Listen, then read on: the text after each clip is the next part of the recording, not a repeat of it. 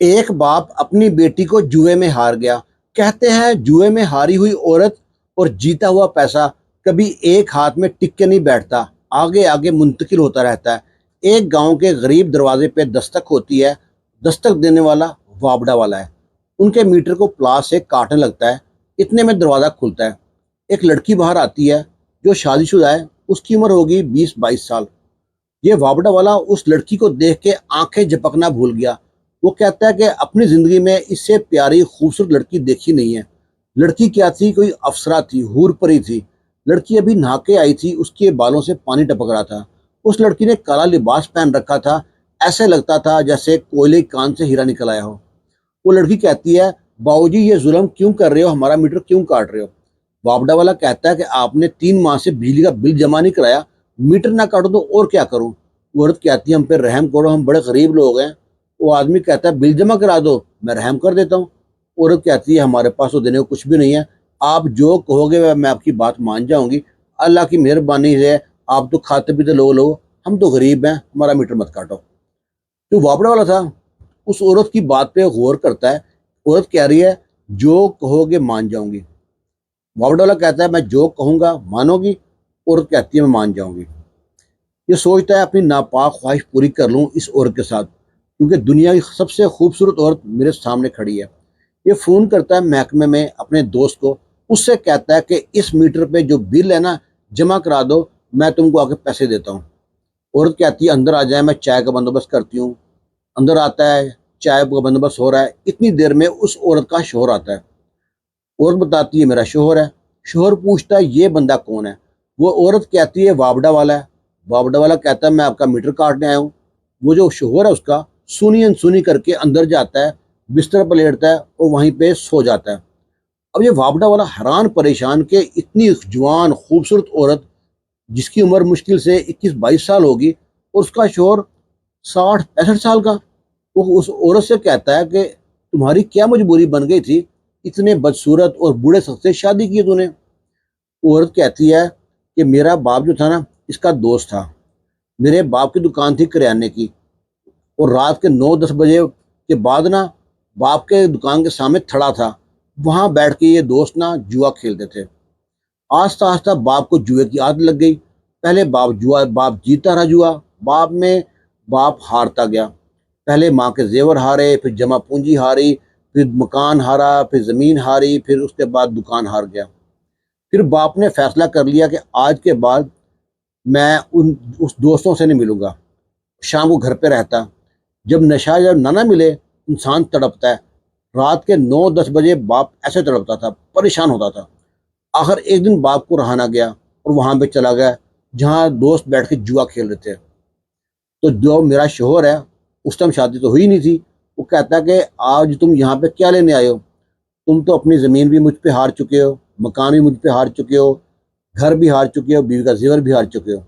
अब तुम्हारे पास हारने के लिए एक चीज़ है, वो है तुम्हारी बेटी।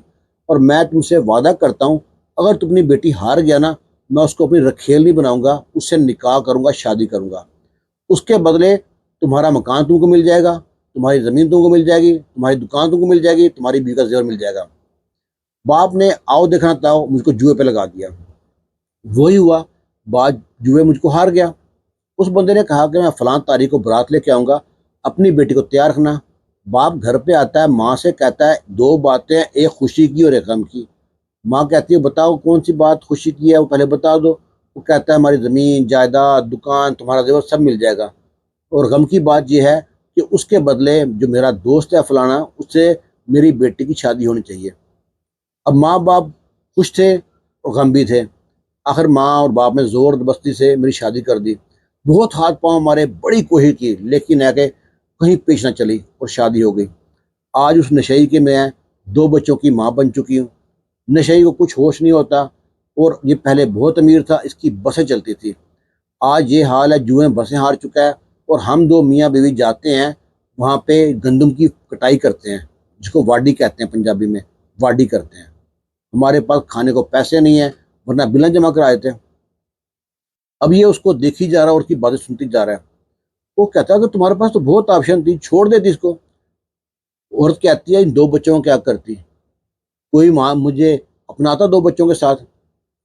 औरत वो मर्द कहता है, मैं ये तुम्हारा जो बिल जमा कराया ना, मैंने अपनी ख्वाहिश पूरी करने के लिए जमा कराया, तो मेरी ख्वाहिश बता कब पूरी करेगी।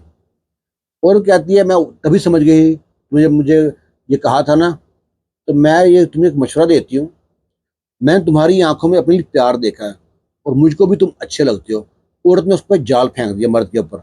मर्द समझता था मैं बहुत तेज हूँ और उससे भी तेज थी।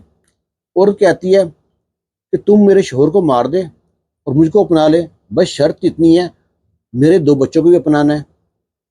वो बावड़ा को सोचता है ये बात तो बड़ी अच्छी की है। वो कहता है पर तुम्हारे शोहर को मारना कैसे है। वो औरत कहती है मेरे पास तरकीब बहुत अच्छी है। मेरा शोहर गंदम की फसल में कटाई करता है, वहां पे सांप सूप तो बहुत होते हैं और ये नशे में रहता है, नशे में बैठा काट ही जाता है शाम तक। तू कहीं से जहरीले सांप का बंदोबस्त कर, मेरे शोर के ऊपर फेंक देना, तो वो डसेगा, ये मर जाएगा। तुम्हें पता है अगर चाकू से मारेंगे, जहर भी देंगे तो पुलिस केस बनता है, पुलिस छोड़ेगी नहीं। वो कहता है ठीक है भाई। वो बंदा खुश होता है वापडा वाला कि इतनी खूबसूरत औरत, जो दुनिया की सबसे खूबसूरत औरत है, वो मेरी बीवी बन जाएगी।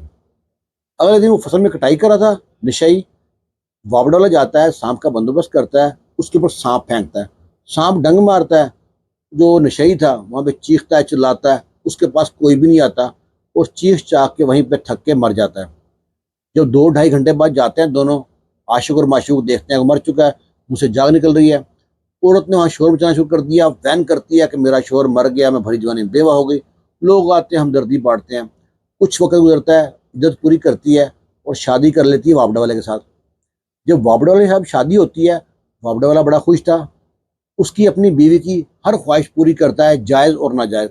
उसके लिए रिश्वत लेता है। वो रिश्वत लेने में इतना मशहूर हो गया, पूरे इलाके में मशहूर हो गया कि फलां जो आदमी है ना, वाबड़ा वाला, बहुत रिश्वत लेता है। बहुत से लोग उसको बददुआएं देते हैं। आखिर बददुआएं रंग ले आई। एक दिन खंबे पे चढ़ के काम कर रहा है और वहां के से आगे से बिजली ऑन हो गई। उसकी जो बाजू है ना, उसको करंट लगता है, बाजू जिस्म से जुदा होता है और दूर जा गिरता है। और वाबड़ा वाला भी दूर जा गिरता है जमीन पे। काफी चोट लगती है। उसको अस्पताल लेके जाते हैं, इलाज चलता है। इलाज के दौरान मालूम पड़ता है बीवी को, जो उसका शोहर है वाबडा वाला, वो वाबडा का एम्प्लॉई नहीं है, एक कंपनी है कंट्रैक्टिंग कंपनी, उसका एम्प्लॉई है। और वो जो कंपनी है वो कुछ भी नहीं देगी, जख्मी होने पे, बाजू कटने पे कुछ नहीं देगी। और तो और नौकरी से निकाल दिया, चंद पैसे दिए और नौकरी से निकाल दिया। ये बड़ी रोती है, चीखती है, चिल्लाती है, मैंने इसके खातिर अपना शोहर मार दिया और वहां भी मैं कंगली रही और यहाँ भी मैं कंगली। मैं तो इससे अच्छे की ख्वाहिश सोच रही थी। इसे को मशवरा देता है कि तू ऐसे कर, वकील के पास जा केस कर दे। ये जाती है वकील के पास। वकील इसकी जवानी में फिदा था, देखते रहता है कि इतनी खूबसूरत औरत, और ये 2 बच्चों की, 3 बच्चों की माँ है। वो अपना सारी राम कहानी सुनाती है। वकील तो उसका दीवाना हो गया। औरत के पास ना 3 आंखें होती हैं, 2 आंखें दुनिया को देखने के लिए और तीसरी आंखें मर्द की नीयत को देखने के लिए। वो औरत समझ गई कि ये मेरे जिस्म का दीवाना है। अब ये उसके आगे हमदर्दियां बांटती, रोती और वकील से कहती मेरा केस लड़। वकील कहता ठीक है। अब वकील केस के बहाने शाम को घर पे आता, टाइम पास करता उस वाबड़वाल की बीवी के साथ। वो बेचारा बिस्तर पे देखता रहता है कि मेरी बीवी के साथ कमरे में जाता है वकील, उससे मिलता है। इसे बड़ा दुख लगता है।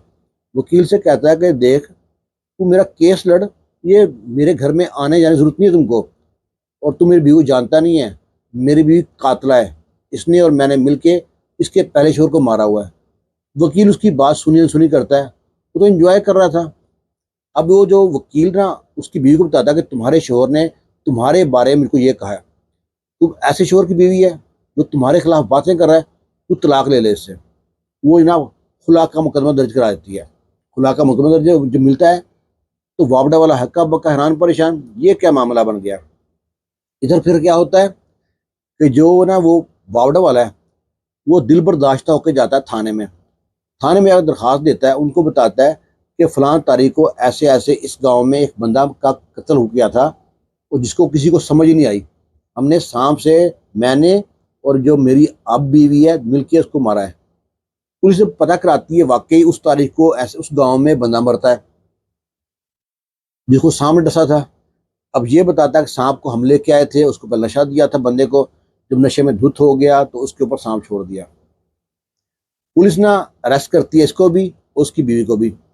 अब इसके पीछे कोई भी नहीं था, बीवी के पीछे वकील था। वकील ने चंद पेशियों में ना उसकी बीवी को बाइज्जत बरी करा दिया और सारा कसूर लग गया उस बावड़ा वाले का। बीवी के साथ कुछ अरसा बाद उसने जो वकील है उसने शादी कर ली और ये जो सारा बावड़ा वाला ये कुछ हवालात में जेल हो गई।